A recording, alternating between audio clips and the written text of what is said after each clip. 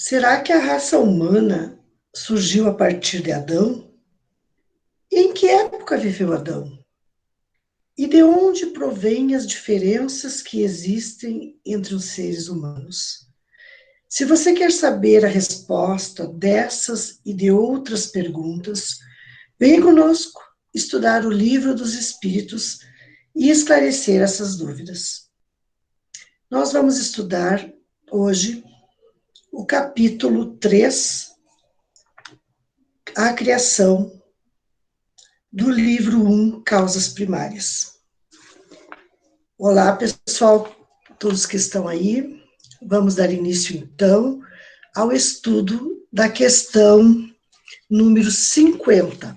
No 50, Allan Kardec perguntou aos espíritos: a espécie humana começou por um só homem? Não, aquele a quem chamais Adão não foi o primeiro, nem o único que povoou a terra. Nós observamos aí que, em momento algum, os espíritos negam a presença de Adão, né? Em nenhum momento eles dizem que Adão não existiu, ou que Adão foi uma história, ou foi um mito.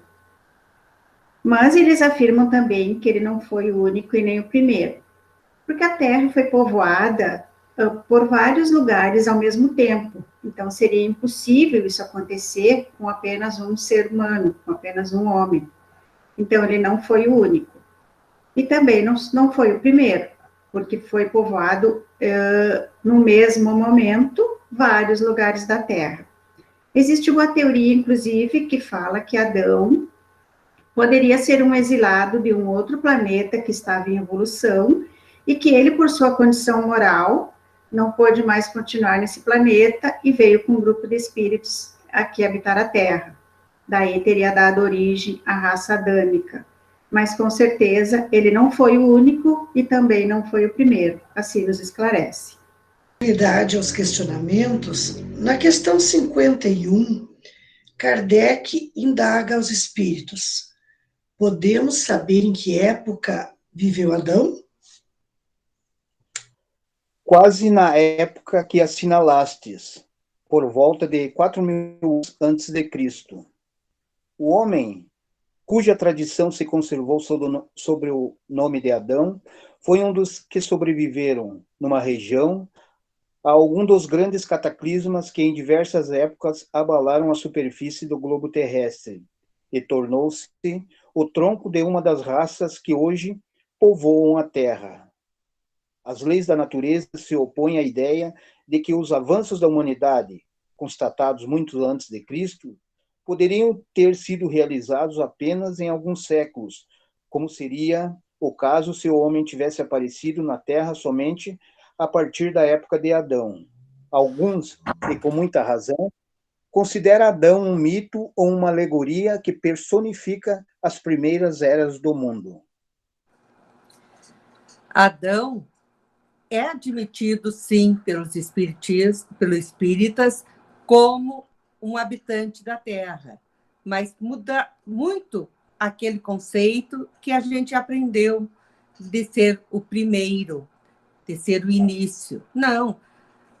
Existe, segundo os espíritos, vida em outros planetas e em outros lugares que a gente nem sabe aonde, mas que eles vêm para habitar outras terras, no caso aqui outros planetas, no nosso caso a nossa Terra, para contribuir para a evolução. Eles são mais evoluídos intelectualmente e culturalmente e vieram para cá, então, onde tinha um povo que era mais atrasado, para poder fazer com que este povo se desenvolvesse.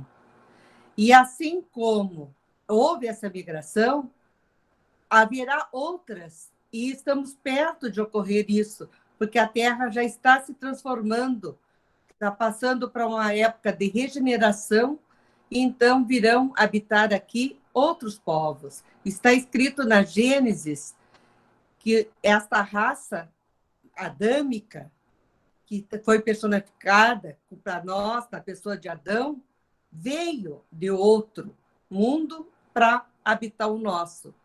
E assim vai sendo sempre. Conforme a evolução, as raças vão se aprimorando e quando estão com um adiantamento moral, elas vão habitar outros locais. Ou quando tem muito atraso moral, deixam aquele mundo onde está, aquela terra, aquele lugar onde vivem, para habitar outros planetas.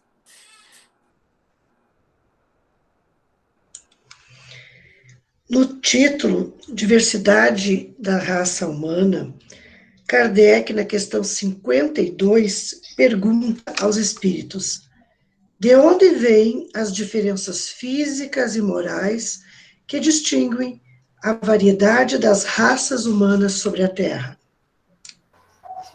Do clima, da vida e dos costumes. Dá-se aí o que se dá com dois filhos de uma mesma mãe, que educados longe um do outro e de modos diferentes, em nada se assemelham quanto ao moral. Sabemos que encarnados, cada ser no planeta é inigualável, porque fomos criados simples e ignorantes. A cada ser foi dada a oportunidade, através do seu livre-arbítrio, de escolher o melhor caminho para trilhar e as decisões a tomar. É através do exercício do livre-arbítrio que nos diferenciamos um do outro, através da moral, dos costumes, a maneira de ver a vida e quanto às nossas realizações e provações.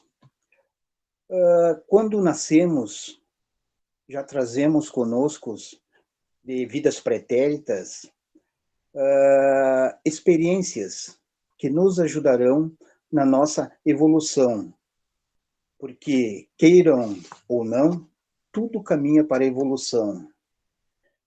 Dois seres da mesma família, da mesma casa, da mesma escola, até mesmo da mesma sala de aula, responderão emocionalmente aos mesmos estímulos de formas diferentes, justamente por causa das suas reencarnações passadas e pelo seu livre-arbítrio. E é nesse exercício do livre-arbítrio que cada ser, mesmo que esteja morando na mesma família ou na mesma comunidade, tem o direito de promover suas próprias escolhas. A sabedoria divina está em toda a criação, mostrando sua inteligência soberana. São variações, mas que não perde a harmonia. Todos os seres humanos mudam, os animais mudam, os minerais mudam, a fauna, a flora, tudo na criação está em constante alteração.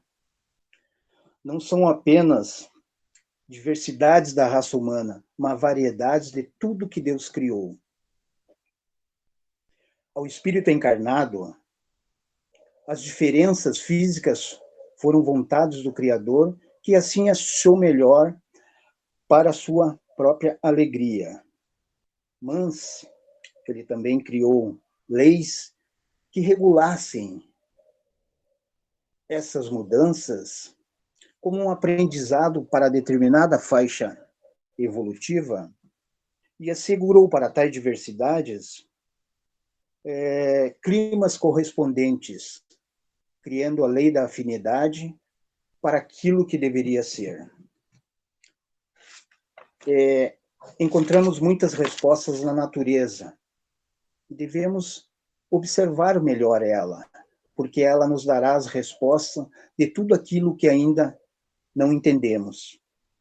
A consciência de quem estuda despertará gradativamente, porque ela guarda todos os mistérios da vida, com a capacidade de revelar gradativamente as leis na sequência da necessidade, nem antes, nem depois. Este Deus em nós, operando em nós. Na questão 53, é feita a seguinte pergunta: o homem nasceu sobre diversos pontos do globo? Sim, e em épocas várias, o que também constitui uma das causas da diversidade das raças. Depois, dispersando-se os homens por climas diversos e aliando-se os de uma ou outras raças, novos tipos se formaram. Essas diferenças constituem espécies distintas. Certamente que não. Todos são da mesma família. Porventura, as múltiplas variedades de um mesmo fruto são motivo para que eles deixem de formar uma só espécie? A raça humana surgiu em diferentes pontos da Terra e em épocas variadas. Invadiu o solo, o terreno, em busca de lugares apropriados para sua sustentação biológica. Mesmo sendo o homem, o próprio homem, o mesmo homem, com a função sempre de subir, de evoluir, de despertar aquilo que tem de melhor nele, ou seja, os seus talentos. Tudo é movido para frente. A jornada que o homem percorre durante as reencarnações, ele busca a luz. Ele tenta melhorar sempre as suas condições físicas, emocionais, espirituais. Essa é a lei. Essa lei vai sustentar a harmonia. E certamente essa lei é a vontade de Deus. As raças, elas surgiram por afinidade em diferentes regiões, em diferentes lugares. E aí, nesses lugares, nessas regiões, eles trabalharam e cresceram. Mas nunca deve-se pensar que uma raça, ela foi entregue ao seu próprio destino. Não, por quê? Porque todas as raças, desde o princípio, elas foram tuteladas, cuidadas por falanges de espíritos angelicais que cuidaram e que até hoje cuidam da sua ascensão. Esses espíritos angelicais, eles dão mais assistência ao homem do que ele pode imaginar no decorrer da sua existência. Mesmo que a gente atraia sentimentos de companhias, sentimentos através dos nossos pensamentos de companhias, de espíritos inferiores, o comando da luz, ele não perde a pessoa de vista, não perde a gente de vista. E na hora certa, sempre somos atraídos, né, para o caminho do bem, para a luz. Mesmo que este caminho, que esta marcha seja árdua, devemos ter a certeza de que ninguém se perde nesse caminho por causa dessa proteção. E quanto às diferenciações das raças, não fazem espécies diferentes, distintas. Como a diferenciação, por exemplo, de uma laranja. A gente pode provar várias laranjas e sentir gostos diferentes, sentir sabores diferentes, mas ela não vai deixar de ser laranja. E quanto às raças, elas foram criadas, elas foram feitas, surgiram para se mesclarem, para se cruzarem. E com esse cruzamento, então, surge algo bom, que é a fraternidade e o respeito entre todos. Como também pode surgir, através dessa mistura das raças, o perdão, o amor. A gente tem um exemplo através do comércio, né? O comércio que se estende por todas as nações da Terra, o comércio que acontece daqui do Brasil, lá para a Índia, por exemplo, né? Quando acontece essa comercialização, as pessoas convivem umas com as outras, convivem com outros espíritos. Mas isso tudo é necessário para se conhecer, para despertar sentimentos próximos, para quando a gente observa assim a luta por benefícios, por direitos, então a gente pode observar mesmo nas pessoas de outros lugares distantes. E através dessa comercialização, então, muitas vezes também pode acontecer ligações, né? E esse homem, nós, seres humanos, nascendo em vários lugares do mundo, devemos acreditar que todos somos irmãos, todos somos filhos de um mesmo Deus. Então, quer dizer que o coração de todas essas pessoas, mesmo vivendo em lugares mais distantes, em ambientes mais distintos, diferentes do nosso, eles todos estão no processo de evolução e possuem dentro do seu coração todos aqueles bens, né, que a gente deve ter durante a nossa trajetória, durante a nossa vida terrena, podemos dizer assim.